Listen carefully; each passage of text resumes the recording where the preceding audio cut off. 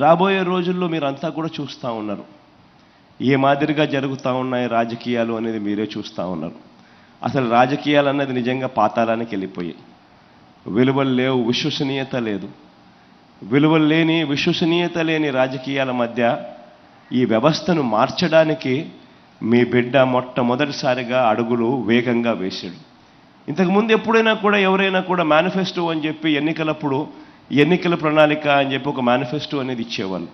ఆ మేనిఫెస్టో చూస్తే అబ్బో అబ్బో అబ్బో అబ్బో రంగురంగులుగా కనిపిస్తూ ఉంది.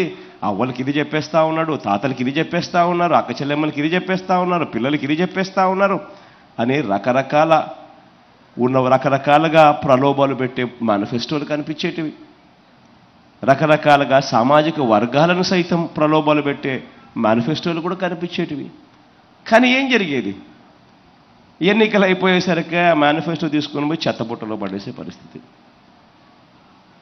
ఎన్నికలు అయిపోయిన తర్వాత ఆ మేనిఫెస్టోని చెత్తబుట్టలో పడేసి కనీసం ఆ మేనిఫెస్టోలో మనం ఏం చెప్పాము, దానిని ఏ పొద్దున్న నెరవేర్చాలా లేదా అన్న ఆలోచనలు కూడా చెయ్యని అధ్వానమైన రాజకీయ వ్యవస్థ నుంచి మీ బిడ్డ అధికారంలోకి వచ్చిన తర్వాతనే ఈ వ్యవస్థను మార్చాడు. ఒక మేనిఫెస్టో అంటూ ఎన్నికలప్పుడు ఒక ప్రణాళిక ఇస్తే దానిని ఒక భగవద్గీత గాను, ఒక ఖురాన్ గాను, ఒక బైబిల్ గాను భావిస్తూ ఆ మేనిఫెస్టోలో చెప్పిన ప్రతి హామీని ఏకంగా 99% అమలు చేసి ఈరోజు మీ బిడ్డ మీ దగ్గరకు వచ్చి 99% అమలు చేసిన తర్వాత మీ బిడ్డ మీ దగ్గరికి వచ్చి ఈరోజు ఇలా నిలబడి మీ ముందర గర్వంగా కూడా చెప్తా ఉన్నాడు 99% హామీలు అమలు చేసిన తర్వాత.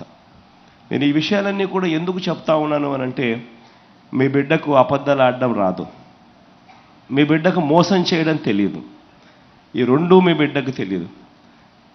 కాబట్టి మీ బిడ్డ వాళ్ళ మాదిరిగా, చంద్రబాబు నాయుడు గారి మాదిరిగా, ఆయన కూటమి మాదిరిగా మీ బిడ్డ వాళ్ళ మాదిరిగా అబద్ధాలతో పోటీ పడలేడు, మోసాలతో పోటీ పడలేదు.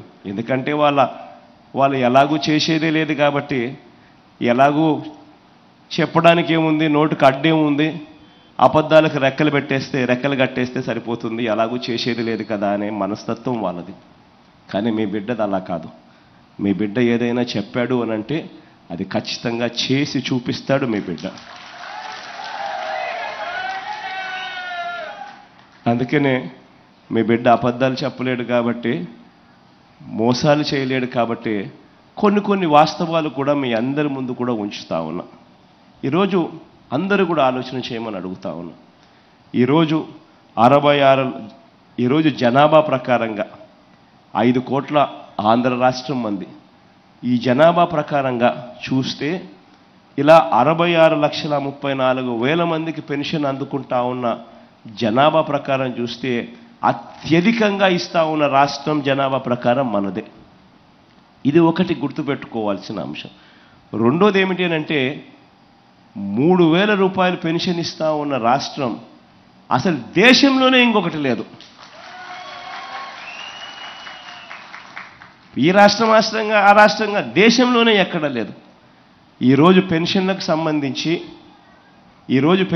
సంబంధించి గతంలో చంద్రబాబు నాయుడు గారి ప్రభుత్వంలో నెలకు 400 కోట్ల రూపాయలు కూడా కాని పరిస్థితి నుంచి ఈరోజు పెన్షన్లకు సంబంధించి నెలకు 2,000 కోట్ల రూపాయలు కేవలం పెన్షన్ల కోసం మాత్రమే ఇస్తా ఉన్న పరిస్థితి. సంవత్సరానికి 24,000 కోట్ల రూపాయలు పెన్షన్ల రూపకంలో ఇస్తా ఉన్న పరిస్థితి. ఈ 58 నెలలుగా మీ బిడ్డ ప్రభుత్వం వచ్చిన తర్వాత ఈ ఏప్రిల్ కూడా కలుపుకుంటే ఏకంగా 90,000 కోట్ల రూపాయలు ఈ పెన్షన్ రూపకంలో అవ్వాతాతల ముఖంలో చిరునవ్వులు చూసేదానికోసం చేతిలో పెట్టినట్టు అయింది. నేను ఎందుకు ఈ మాట చెప్తా ఉన్నాను అంటే, ఒకసారి గమనిస్తే ఆంధ్ర రాష్ట్రంలో ఇచ్చేది సంవత్సరానికి 24,000 కోట్ల రూపాయలు సంవత్సరానికి ఇస్తా ఉన్న ఏకైక రాష్ట్రం ఆంధ్రప్రదేశ్ అయితే, దాని తర్వాతను మీరు గమనిస్తే బీహార్లో చూస్తే 4,300 కోట్లు, ఉత్తరప్రదేశ్లో చూస్తే పెన్షన్ల కోసం ఇచ్చేది 5,160 కోట్లు, కర్ణాటకలో చూస్తే 4,700 కోట్లు, పక్కన తెలంగాణలో చూసినా కూడా 8,180 కోట్ల రూపాయలు. అంతే.